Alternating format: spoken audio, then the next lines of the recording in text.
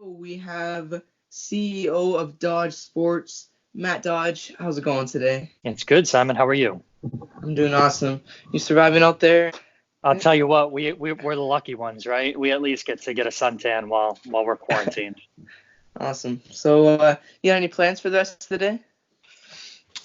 Just continuing to work, continuing to be creative for all the guys and gals that we represent. Has the pandemic actually affected your work thus far? Yeah, absolutely. We had a couple guys scheduled to fight. Justin Wetzel was scheduled to have a really big fight on the LFA card in Colorado the first week of April. We had Cole Farrell, who was actually going for his ninth straight win at the end of March in Tennessee. That got bumped.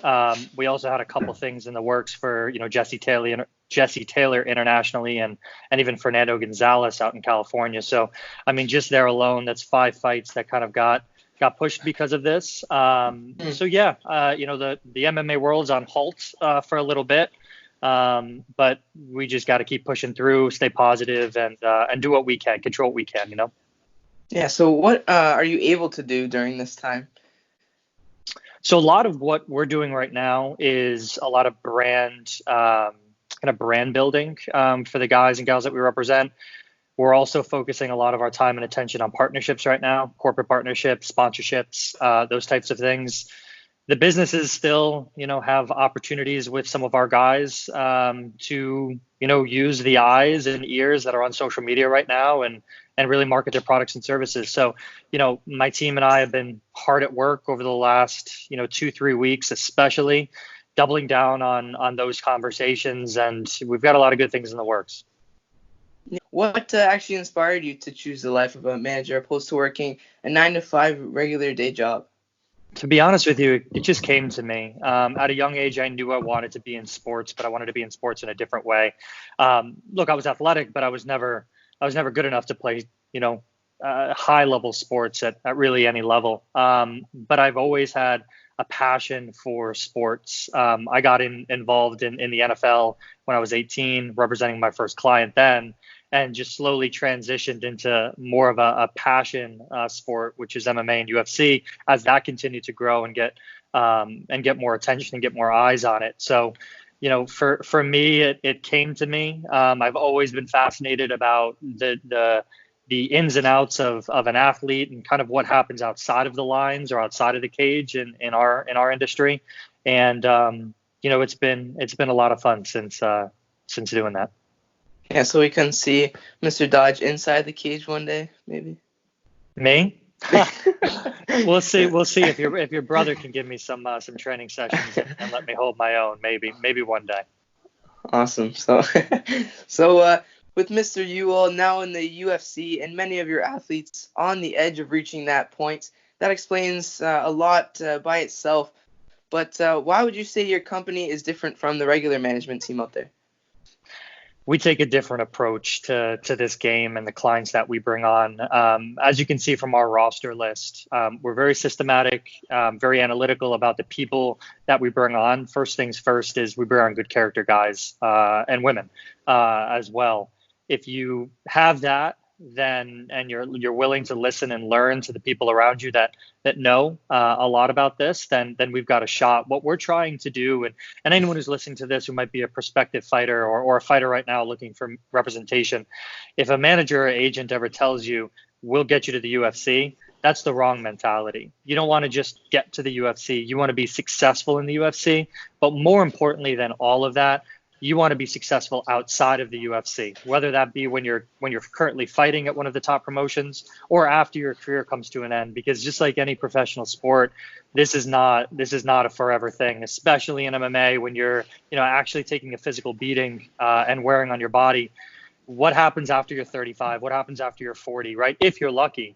And our agency takes an approach to start to build a lot of the relationships with companies and corporations to have relationships beyond the game and to take advantage of those while you have a great platform now. So really, we always talk about changing the game. A lot of managers and a lot of agents do the bare minimum associated with this, and they have a very short-term mentality. We take a long-term mentality, and we really invest heavily time, resources, energy, our love, our affection with the guys and girls that we represent. I like that. A lot of management companies actually, like you said, they have a different mentality. But so yeah, anyone looking for management, there you go. But what is it like watching your fighters step in the cage, and what would you relate that feeling to?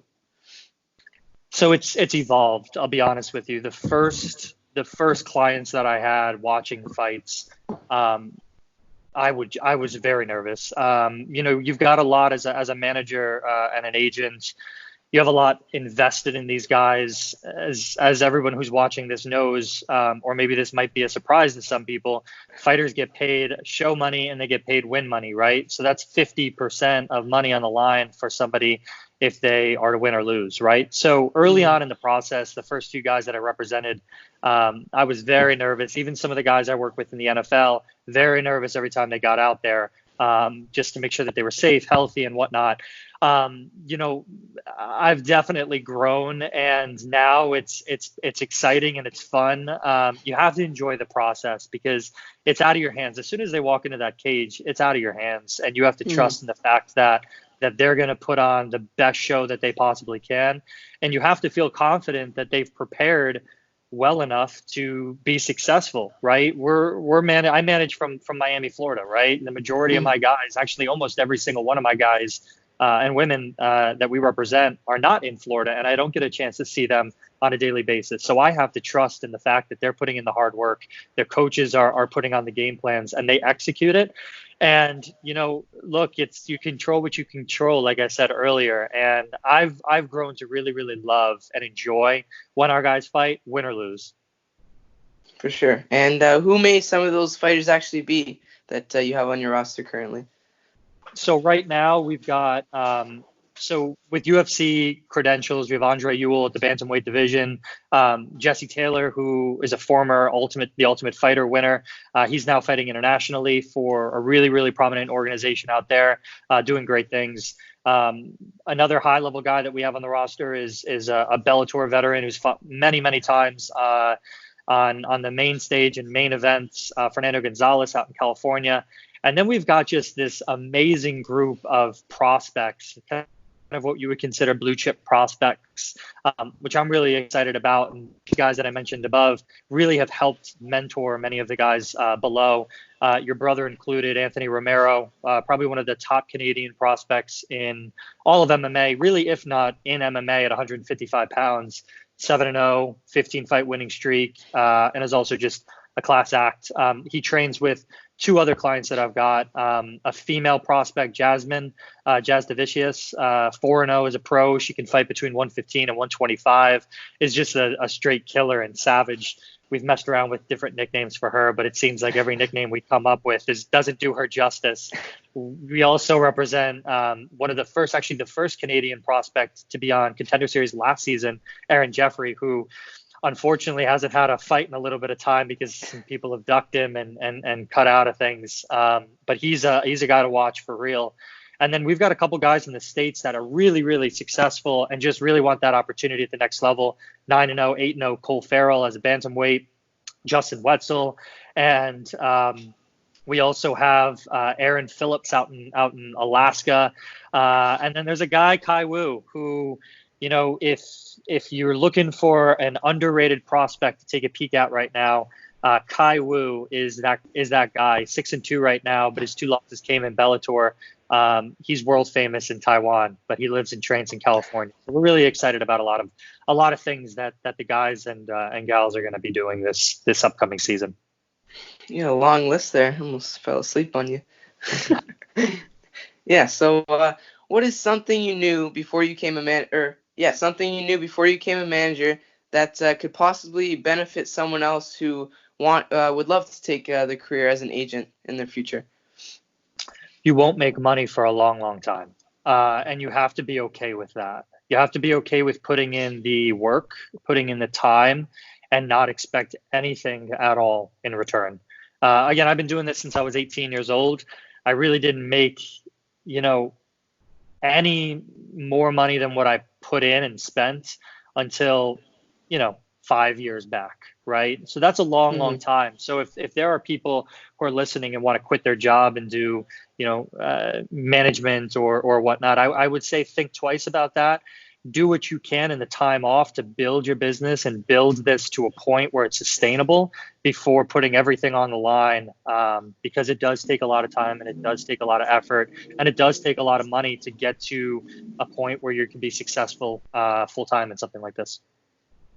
Yeah, so another thing is not too long ago, I believe I saw someone got engaged, if I'm not incorrect. And I'm sure that was a lot different than watching your fighter step in the cage. When can we see that happening? So thank you. Yeah, I got engaged to my fiance, Haley. I've been with Haley for almost 4 years, and that was very, very exciting. We did it in London. Funny story about that is I actually tried to do it 4 times in London before it actually happened. So I was more nervous in that situation and doing that than I am now watching any of the guys. But our plan is to get married in Shelter Island out in New York, July of 2021. Perfect. So hopefully the coronavirus won't still be here by then. So Exactly. yeah. So the basic questions are pretty much over with. So question one, are you ready for it? Let's do it. Even if you said no, I still would have said you'd have the answer, but here it is. So I'll keep this one pretty easy. Where do you believe the first MMA event took place? MMA Rough or guess. UFC? Or UFC. My bad. I'm going to say Colorado. Perfect. Right on the dot. Denver, Colorado it was. So you got that one right. You're 1 for 1. Question two. When do you believe the first Behind the Grind video was published? Wow. First of all, Simon, you've had amazing guests. Thank you. The Thank you. first, I'll tell you what, I remember something. I think the first person that you ever had on was a guy from King of the Cage, and if I'm not mistaken on that, I don't remember the exact date, but I want to say that it was shortly after Anthony's fight. I'm going to say September of 2019. Close enough. It was in August 29th, 2019, but that was pretty close. So the other question was the guy I was going to ask you who was my first guest, but you pretty much answered that one. So we're going to move on to the last one. This might be the easiest one. Who do you believe your favorite podcaster is that you just love to watch and have a good laugh about? Wow. Okay. I want to give respect to you, Simon, because I do appreciate everything that you've been doing, and you've been bringing on some absolute star-studded lineups of late. So your podcast is terrific, and the reason that I answered the last question the way I did is because I do listen to it.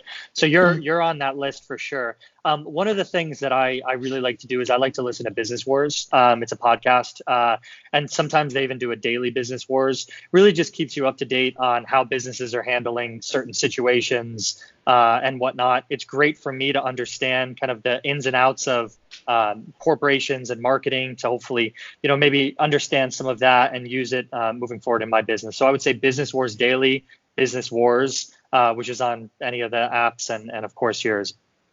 Perfect. So I'm on the list. I made it. So, so there's actually one more question. I lied. So who was the first UFC champion in the heavyweight division? Wow. In the heavyweight division, you went there with it. This is the toughest one. This is tough because I'm trying to think of the oldest heavyweight UFC fighter that I know right now, and they are nowhere near the beginning. I'll give you a hint. His first name is Mark. Is it Mark Coleman? Yes, that is correct. So congratulations, you made it through the 5 questions. But that is everything I have for you today. But before I let you go, is there anything you would like to say to anyone or anyone you'd like to thank before I let you go here? Well, I'd like to thank you, Simon. I appreciate this platform. Always am entertained by your questions. I love them. I also want to just give everybody well wishes. Hopefully, everybody stays safe in this time, and hopefully, we can get through this quickly. But anyone who's watching, just stay positive, continue to work hard on whatever it is that you're doing. Don't use this time to be lazy, especially if you're an MMA fighter. Figure out ways to train. I see you and your brother out there getting it every morning. I think a lot of people can learn from that. So thanks, Simon. Yeah, so it's my pleasure. So hopefully we'll have you back on soon. Absolutely. Yeah. So awesome. Thank you for your time. You got it. All right. Peace.